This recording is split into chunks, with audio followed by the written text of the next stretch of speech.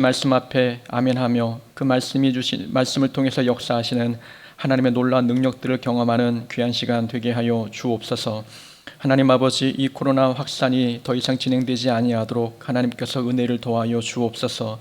이 코로나 바이러스가 종식되게 하시고, 그래서 믿음 생활 제약받지 않고 자유롭게 하나님을 예배하며 나아가는 역사가 있도록 허락하여 주옵소서. 코로나 바이러스로 고통당하는 영혼들이 있다면 하나님께서 위로하여 주시고 그 질병 가운데 쏟기 벗어나는 역사를 경험케 하여 주옵소서. 하나님 아버지, 경제활동하는 성도의 삶도 주관하여 주셔서 코로나가 우리의 경제활동들을 제약하지 않고 오히려 하나님이 주신 은총 가운데에 하나님이 주신 놀라운 복을 누리며 살아가는 우리의 삶과 일터가 되게 하여 주옵소서. 우리 공소북교회를 하나님께서 도구 삼아 주시고 우리 교회를 통해서 하나님의 능력과 은혜가 흘러가게 하여 주옵소서. 사랑 충만한 교회가 되게 도와주셔서 세상에서 사랑에 굶주린 영혼들이 우리 교회를 만남으로 하나님의 크고 놀라운 사랑을 경험하고 체험하는 역사가 있도록 허락하여 주옵소서. 하나님, 우리 교회가 부흥되며 수많은 영혼들을 구원하는 구원의 방주 역할을 감당하는 교회가 되게 하여 주옵소서. 이제는 믿음이 성장하는 교회가 되게 하셔서 장성한 믿음으로 하나님께 영광이 되는 그런 도구된 역할 감당하는 우리 공서북교회가 되게 하시며 교회 속한 성도의 가정마다 평안케 하시고 각각 믿음이 장성하여져서 우리의 삶이 세상 사람들에게 본이 되고 또 믿지 않는 자들에게 하나님 신앙의 좋은 모델이 될 수 있도록 은혜를 더하여 주옵소서. 오늘도 하나님께서 찬양과 말씀을 통해서 부어주실 은혜를 사모하며 예수님의 이름으로 기도하옵나이다. 아멘. 찬송가 325장 찬양합니다. 우리 325장 예수가 함께 계시니 우리 함께 찬양하겠습니다. 예수가 함께 계시니 시험이 오나 겁없네. 기쁨의 근원 되시는 예수를 위해 삽시다. 날마다 주를 섬기며 언제나 주를 기리고 그 사랑 안에 살면서 딴 길로 가지 맙시다. 이 세상 사는 동안에 주 이름 전파하면서 무한한 복락 주시는 예수를 위해 삽시다. 날마다 주를 섬기며 언제나 주를 기리고 그 사랑 안에 살면서 딴 길로 가지 맙시다. 이 세상 친구 없어도 예수는 나의 친구니 불의한 일을 버리고 예수를 위해 삽시다. 날마다 주를 섬기며 언제나 주를 기리고 그 사랑 안에 살면서 딴 길로 가지 맙시다. 주께서 심판하실 때 잘했다 칭찬하리니 이러한 상급 받도록 예수를 위해 삽시다. 날마다 주를 섬기며 언제나 주를 기리고 그 사랑 안에 살면서 딴 길로 가지 맙시다. 아멘. 우리 하나님의 말씀을 함께 보겠습니다. 누가복음 12장의 말씀입니다. 누가복음 12장 35절부터 48절까지의 말씀입니다. 우리 삶의 자리에서 함께 한 목소리로 함께 우리 성경 봉독하겠습니다. 함께 읽겠습니다. 허리에 띠를 띠고 등불을 켜고 서 있으라. 너희는 마치 그 주인이 혼인집에서 돌아와 문을 두드리면 곧 열어주려고 기다리는 사람과 같이 되라. 주인이 와서 깨어있는 것을 보면 그 종들은 복이 있으리로다. 내가 진실로 너희에게 이르노니 주인이 띠를 띠고 그 종들을 자리에 앉히고 나와 수종 들리라. 주인이 혹 2경에나 혹 3경에 이르러서도 종들이 그같이 하고 있는 것을 보면 그 종들은 복이 있으리로다. 너희도 아는 바니 집 주인이 만일 도둑이 어느 때에 이룰 줄 알았더라면 그 집을 뚫지 못하게 하였으리라. 그러므로 너희도 준비하고 있으라. 생각하지 않은 때에 인자가 오리라 하시니라. 베드로가 여짜오되 주께서 이 비유를 우리에게 하심이니이까 모든 사람에게 하심이니이까? 주께서 이르시되 지혜 있고 진실한 청지기가 되어 주인에게 그 집 종들을 맡아 때를 따라 양식을 나누어 줄 자가 누구냐? 주인이 이를 때에 그 종이 그렇게 하는 것을 보면 그 종은 복이 있으리로다.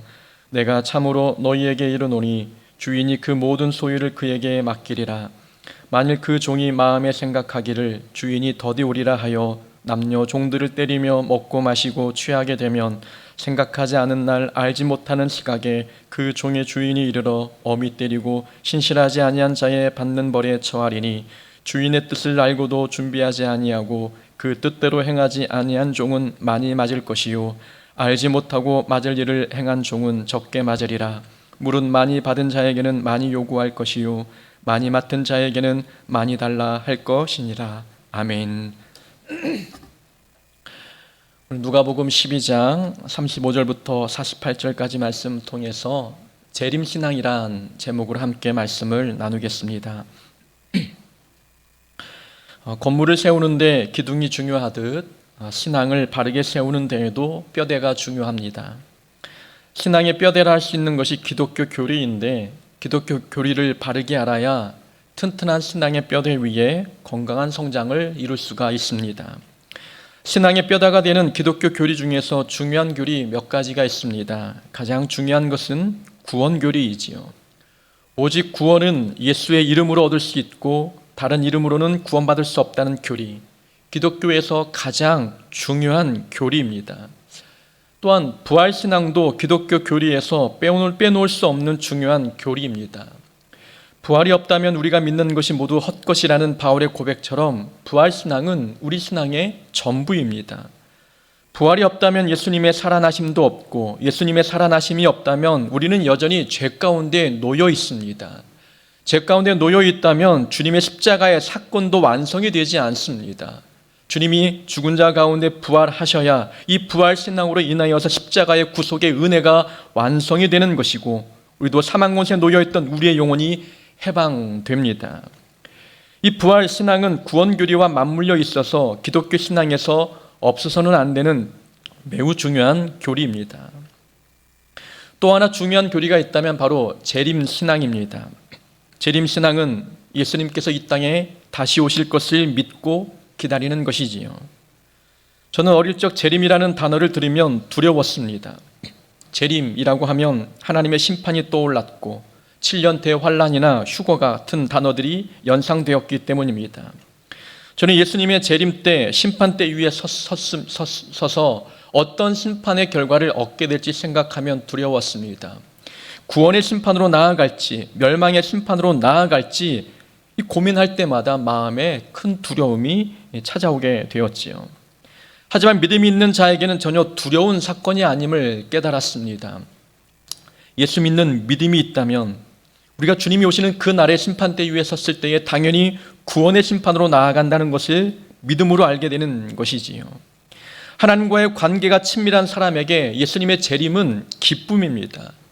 하지만 예수님과의 관계에 문제가 있는 사람에게 예수님의 재림은 두려움인 것이지요. 7년 대환란이 언제 일어날 것이냐, 휴거는 진짜 존재하는 사건이냐, 이런 궁금증에 쌓이게 되면 예수님의 재림 사건은 우리에게 두려움만 만들어냅니다.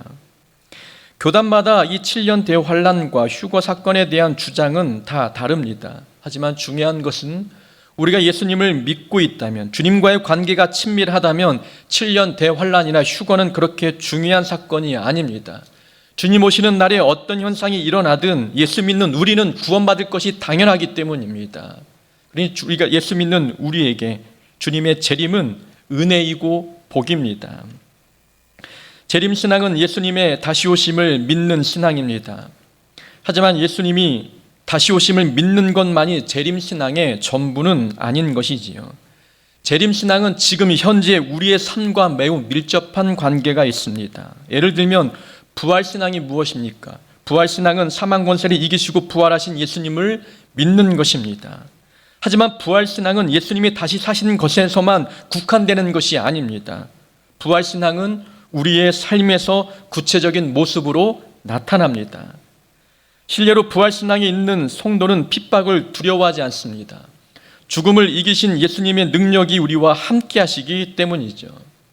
핍박이 우리를 죽음으로 인도해도 우리에게는 부활이 있기 때문에 어떤 핍박과 환난에도 우리는 두려워하지 않습니다. 이것이 부활신앙이 현재 우리의 삶에 미치는 좋은 영향입니다.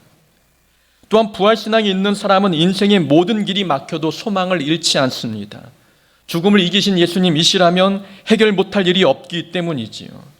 곧 부활신앙은 죽음에서 살아나신 예수님만 믿는 그 믿음이 아니라 현재 우리 삶에도 부활신앙이 영향력을 행사하여 우리 삶의 내용이 다르게 만들어 버립니다. 부활신앙이 있는 사람과 부활신앙이 없는 사람은 그래서 삶의 내용이 다른 것입니다. 담대함, 소망, 기쁨, 행복, 평안, 이런 능력들이 부활신앙을 통해서 우리에게 흘러오게 됩니다.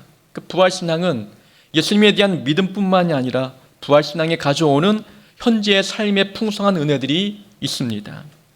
재림신앙도 마찬가지입니다. 재림신앙은 예수님의 다시 오심을 믿는 믿음이지만 이 재림신앙은 미래에 관련된 사건만 국한되는 것이 아닙니다. 재림신앙이 있으면 오늘의 삶이 달라지게 되는 은총이 있게 되는 것이지요. 그 재림신앙의 시제는 미래 시제가 아니라 현재 시제입니다. 주님의 재림의 사건은 미래에 일어나는 일이지만 주님의 다시 오심을 믿는 이 재림신앙이 있는 성도는 오늘의 삶에 달라지게 되는 역사를 경험케 됩니다. 한번 생각해 보십시오. 예수님이 다시 오실 것을 믿는 사람은 오늘의 삶을 허투루 살지 않습니다. 재림신앙이 오늘과 상관없고 내일 미래하고만 상관이 있는 것이 결코 아닙니다. 오늘의 삶이 주님 오시는 그 날에 우리를 심판하는 좋은 증거물이 됩니다. 주님이 다시 오실 것을 믿는 재림신앙이 있는 성도는 오늘의 삶을 하나님 보실 때에 바르게 살 수밖에 없는 것이지요. 그래서 재림신앙은 재림신앙에 대한 올바른 지식과 지혜가 필요합니다. 재림신앙이 어떠하느냐에 따라서 오늘의 삶의 질과 내용이 달라지기 때문이죠. 잘못된 재림신앙을 갖고 있으면 오늘의 신앙생활의 방향이 달라지게 됩니다. 헛된 잘못된 재림신앙을 가지고 뼈대를 세우기 시작하면 우리의 신앙생활도 흔들릴 수밖에 없는 것이지요. 그렇다면 재림신앙이란 무엇일까요? 재림신앙을 가지고 있는 성도의 삶은 오늘 어떤 다른 삶의 모습이 보여지게 되는 것일까요? 오늘 본문을 통해서 함께 찾아보고자 합니다. 우선 첫 번째는 재림신앙은 기다림입니다. 36절의 말씀입니다. 너희는 마치 그 주인이 혼인집에서 돌아와 문을 두드리면 곧 열어주려고 기다리는 사람과 같이 되라. 자, 주인이 혼인잔치에 참여했습니다. 당시의 혼인잔치는 저녁에 열렸습니다.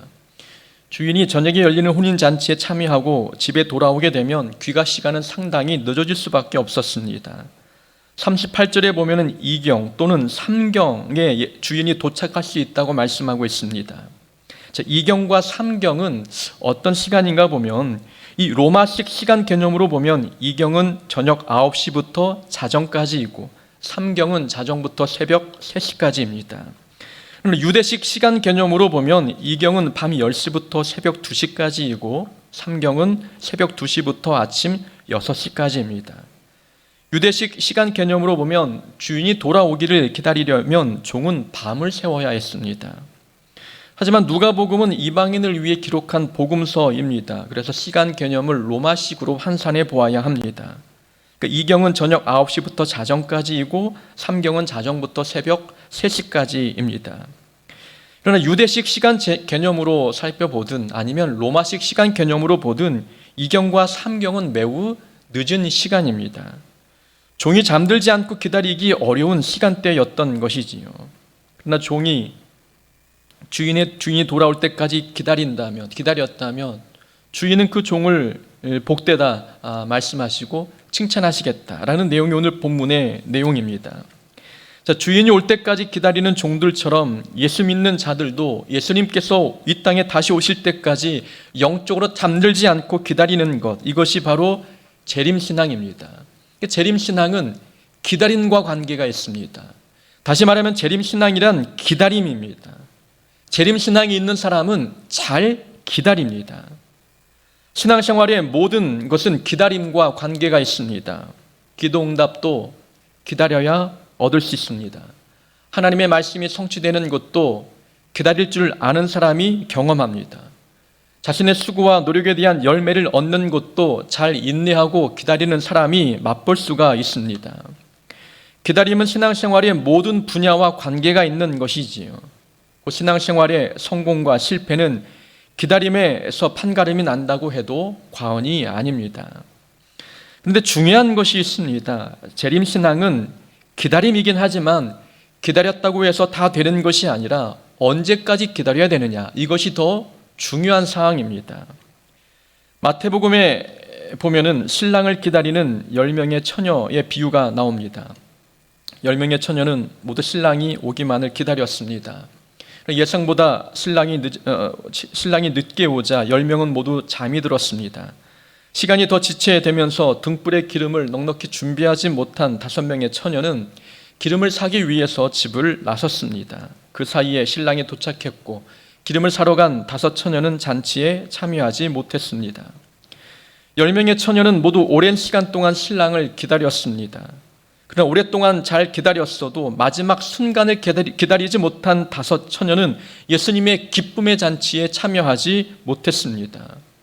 마지막 순간까지 기다리지 못했다면 지금까지 기다린 모든 수고와 노력은 물거품이 되고 맙니다. 재림신앙의 핵심은 끝까지 기다리는 것입니다. 결과를 볼 때까지 기다리는 것이 재림신앙의 핵심입니다. 재림신앙이 있는 성도는 신앙생활을 중도에 포기하지 않습니다. 주님이 다시 오실 것을 믿는 성도라면 주님 오시는 그 날까지 믿음 생활을 포기하지 않는 겁니다. 주님이 다시 오실 것을 믿지 않는 성도라면 마음대로 살아도 됩니다. 주님이 오실 것이고 언제 오실지 모르는 상황이라면 믿음 생활 중도에 포기하지 않습니다. 신앙생활을 열심히 하다가 중도에 믿음을 포기한 사람이 있다고 가정해 보십시오. 예수님이 재림하셨을 때에 중도의 믿음을 포기한 사람이 심판대 위에서 예수님 앞에 무엇라 변명하겠습니까? 예수님, 전 신앙생활을 10년 동안 지속했습니다. 10년을 하루도 빠짐없이 하나님께 기도하고 주일 성수 잘 지켰습니다. 그러나 중간에 시험에 드는 바람에 제가 믿음 생활을 포기하고 말았습니다. 그래도 하나님 10년 동안 신앙생활 한 것은 인정해 주셔야 옳지 않습니까? 그러면 이런 핑계가 가능하겠습니까? 예수님, 저는 모태신앙인입니다. 어릴 적부터 예수님을 잘 믿었고 또 주일 성수도 꼬박꼬박 했습니다. 그런데 삶이 너무 바빠 중간에 잠깐 쉬었습니다. 그래도 내가 어릴 적부터 지금까지 신앙생활을 해왔던 것 하나님이 인정해 주셔야 공평한 것 아닙니까? 여러분, 하나님 앞에 이런 핑계가 통하겠느냐라는 것입니다. 지금까지 신앙생활을 잘 해왔어도 주님이 오시는 그 순간까지, 마지막까지 믿음을 지키는 것이 더 중요합니다.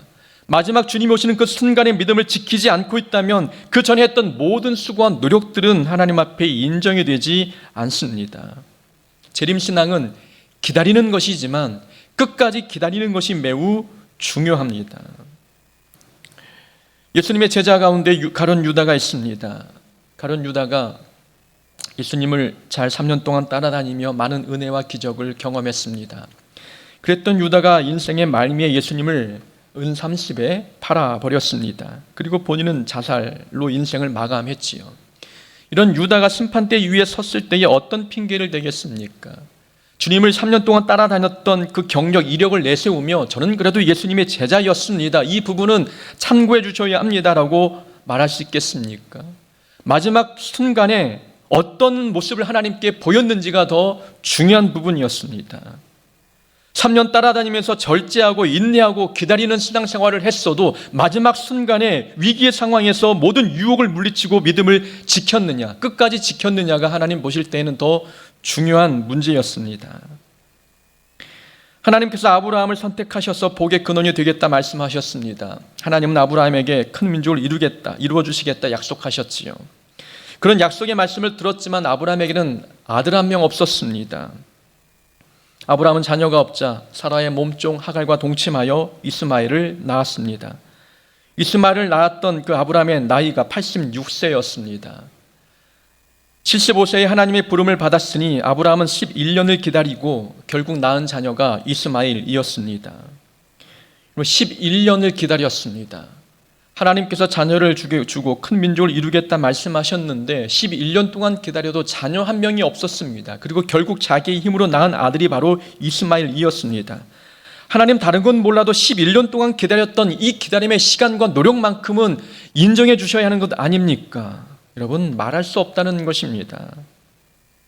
결국 아브라함은 14년을 더 기다렸고 결국 하나님이 주시는 이삭을 아들로 얻었습니다. 마지막까지 믿음의 기다림을 잘 이행해 왔느냐, 하나님은 그 모습을 보십니다. 지금까지 아무리 힘들게 노력해 왔어도 주님 오시는 그 날까지 믿음을 지키는 것이 무엇보다 중요합니다. 재림신앙이 있는 성도는 아무리 힘들고 어려워도 신앙생활을 중도에 포기하지 않습니다. 잘 기다렸다면 끝까지 기다리는 것이 중요합니다. 주님 오시는 그 날을 믿음으로 바라보는 사람들은 어떤 상황에서도 믿음을 포기하지 않습니다. 이것이 재림신앙이 오늘 우리에게 주는 좋은 은혜입니다. 또 두 번째 교훈이 있습니다. 재림신앙이란 믿음과 삶의 균형입니다. 사도행전에 보면 예수님께서는 부활승천하시면서 제자들에게 말씀하셨습니다. 본 그대로 다시 오겠다 말씀하셨습니다. 너희 가운데서 하늘로 올려지신 이 예수는 하늘로 가심을 본 그대로 오시리라 하였느니라. 예수님은 다시 이 땅에 오시겠다 말씀하셨습니다. 그리고 오시되 속히 오시겠다 약속하셨습니다. 요한계시록의 말씀에 보면은 보라 내가 속히 오리니 이 두루마리의 예언의 말씀을 지키는 자는 복이 있으리라 하더라. 예수님은 이 땅에 다시 오실 것이며 오시되 속히 오시겠다고 말씀하셨습니다. 속히 오시겠다고 말씀하셨지만 예수님이 언제 어떤 방법으로 이 땅에 오실지는 말씀하지 않으셨습니다. 예수님께서 오시는 날은 아무도 모르지만 우리가 알 수 있는 것은 다시 오실 것이고 속히 오신다는 사실이지요. 재림신앙에서 중요한 개념 바로 이 두 가지입니다. 속히와 아직의 개념입니다. 곧 속히 오실 것이니 곧 떠날 것처럼 세상에 미련을 두지 말아야 하고 아직 오시지 않았으니 주어진 삶에 충실해야 합니다. 그래서 재림신앙은 속히의 신앙과 아직의 신앙의 균형입니다. 속히와 아직의 균형이 깨지면 신앙생활에 이때부터 문제가 발생하기 시작합니다. 이단은 예수님께서 속히 오실 것이라는 사실에만 치중합니다. 예수님께서 곧 오실 것이니 이 땅의 삶은 중요하지 않다고 가르칩니다. 재산을 팔아 교회 헌금하고 하나님 나라에 갈 준비를 해야 한다고 속삭입니다. 속히의 신앙만 강조하고 아직의 신앙은 가르치지 않은 결과입니다. 신앙생활은 속히와 그리고 아직의 신앙의 균형입니다. 이단은 균형이 깨진 재림신앙을 가르쳤고 그 결과 이단에 빠진 사람들은 하늘만 쳐다보느라 현실에 집중하지 못했습니다. 예수님께서 언제 이 땅에 어떻게 오실지 아는 사람은 아무도 없습니다. 그래서 우리는 예수님의 오심을 기다려야 하면서도 주어진 삶을 충실히 살아가야 합니다. 예수님은 아직 이 땅에 오시지 않았기 때문입니다. 부모는 부모의 역할에 최선을 다하고 직장인은 일터에서 맡겨진 업무에 충실해야 합니다. 예수님께서 언제 오실지 모르니 우리는 저축해서 안정된 미래를 준비해야 하고 실비보험도 들어가면서 건강도 챙겨야 합니다. 그러면서 땅에 속한 것에는 욕심을 품지 말아야 합니다. 예수님께서 이 땅에 오시면 언제든지 미련 없이 떠날 준비를 하면서 삶을 살아가야 하는 것이지요. 속히의 신앙과 아직의 신앙이 균형이 있을 때에 이 균형 있는 신앙생활을 하는 성도들은 믿음과 삶의 균형이 있습니다. 45절을 함께 보겠습니다. 만일 그 종이 마음에 생각하기를 주인이 더디 오리라 하여 남녀 종들을 때리며 먹고 마시고 취하게 되면, 생각하지 않은 날 알지 못하는 시각에 그 종의 주인이 이르러 엄히 때리고 신실하지 아니한 자의 받는 벌에 처하리니. 45절 이 본문에 나온 종은 주인이 아직 오지 않을 것이라고 생각했습니다. 더디 오리라.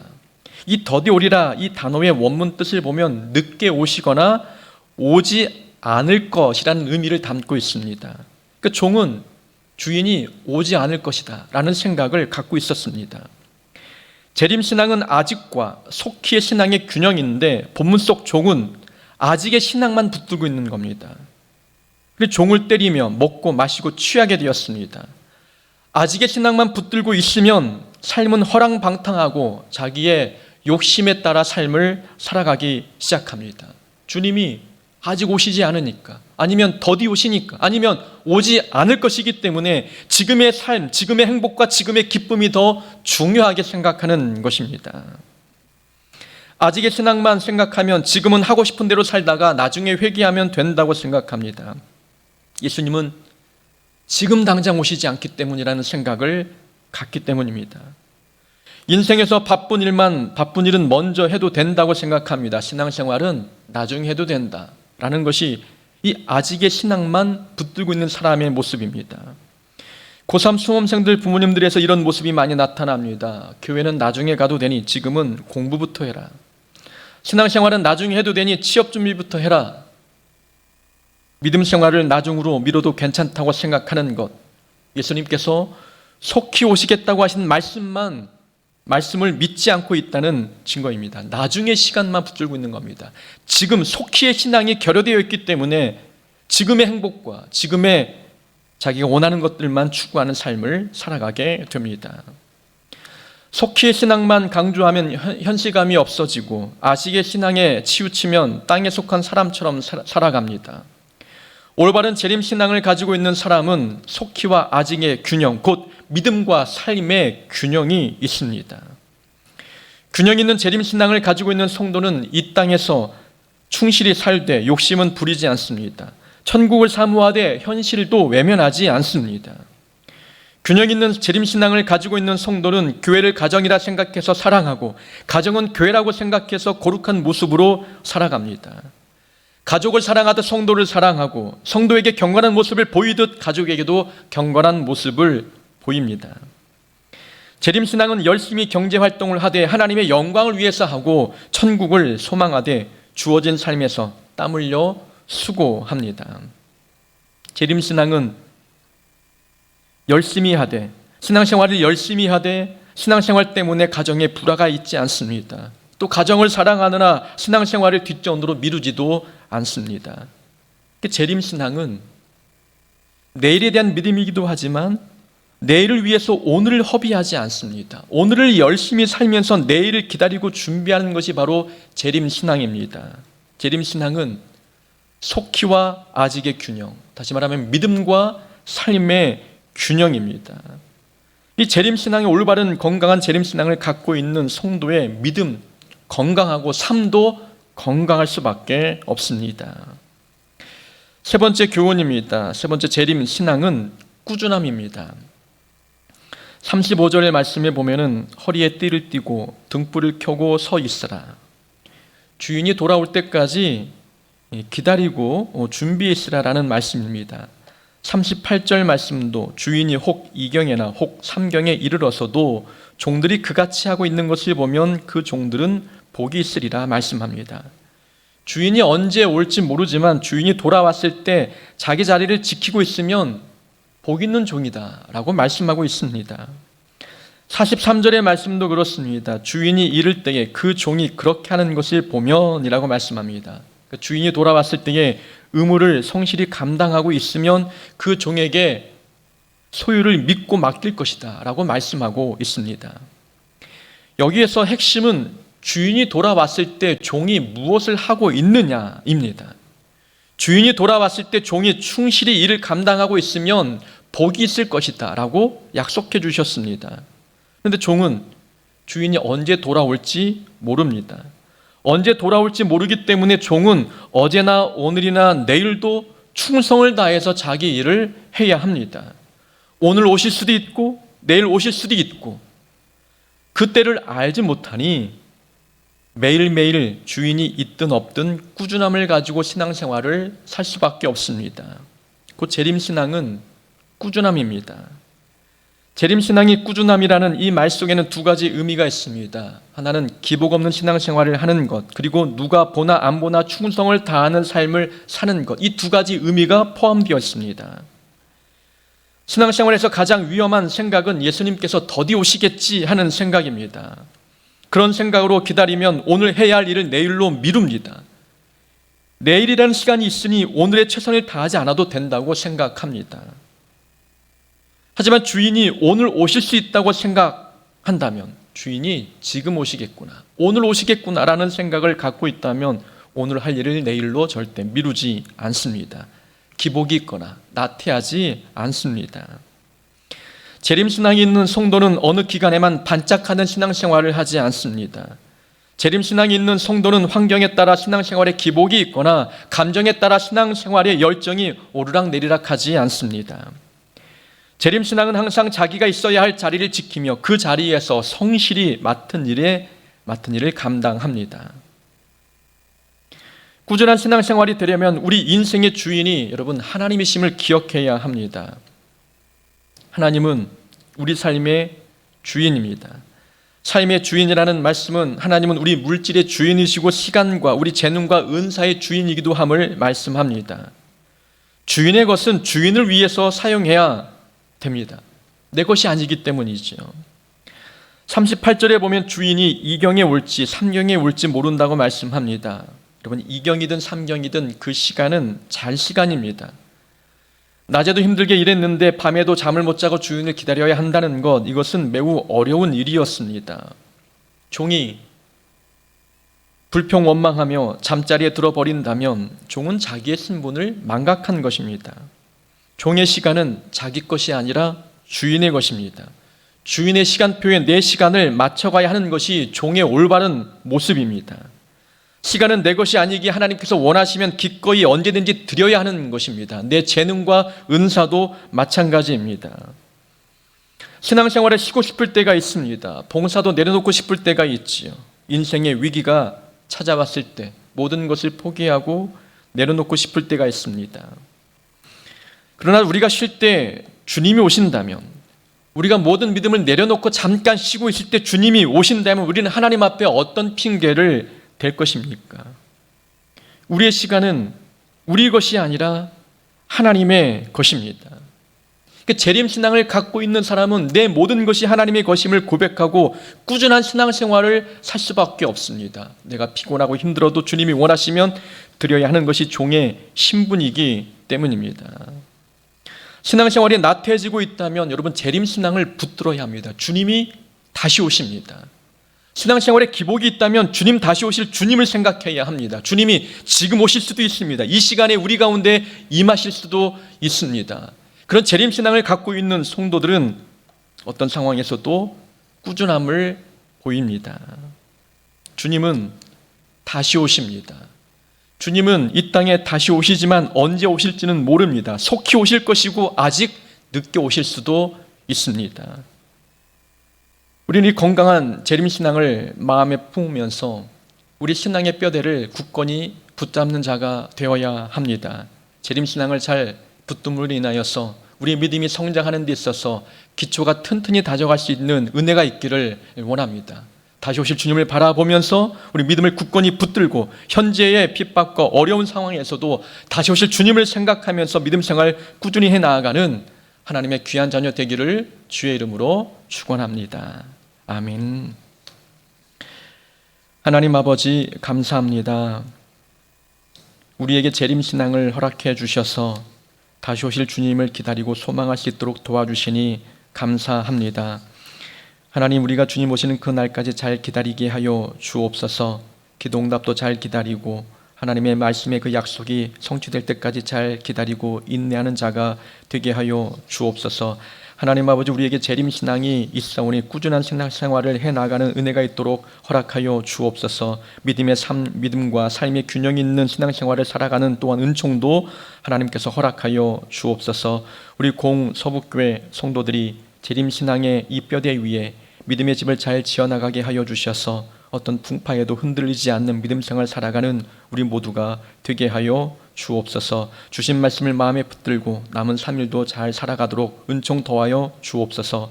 예수님의 이름으로 기도하옵나이다. 아멘. 이제는 우리 주 예수 그리스도의 은혜와 하나님 아버지의 크신 사랑과 성령님의 교통하심이 다시 오실 주님을 기다리며 오늘 주어진 삶을 충성을 다하여 감당하고자 다짐하는 우리 서북계 모든 성도들 머리 위에 지금부터 영원히 함께하옵기를 축원하옵나이다. 아멘.